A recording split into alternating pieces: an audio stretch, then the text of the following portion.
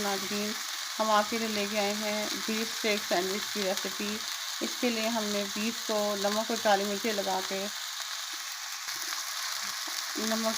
और लहसुन का पाउडर लगा के रखा था। अब हम इसको फ्राई कर रहे हैं।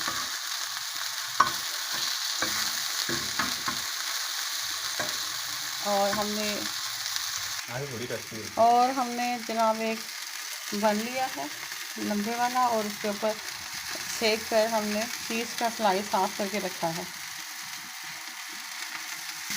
बन के ऊपर हमने साथ में मेयोनीज़ भी लगाया है। इतनी देर में हमारा बीफ जो है वो फ्राई हो रहा है। इसको अच्छे से फ्राई कर लेंगे, कम से कम 5 से 7 मिनट तक हम इसको फ्राई करेंगे ताकि ये अच्छे से अंदर से गल जाए।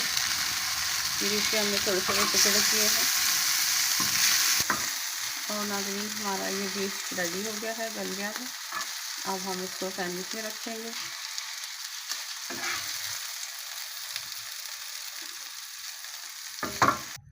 नाज़रीन, ये बीफ हमने इसके अंदर रखा है। अब हम इसको बंद कर देंगे। और नाज़रीन, ये हमारा इंतहाई आसान बीफ चीज़ स्टेक सैंडविच तैयार है। उम्मीद है कि आपको मेरी रेसिपी पसंद आएगी।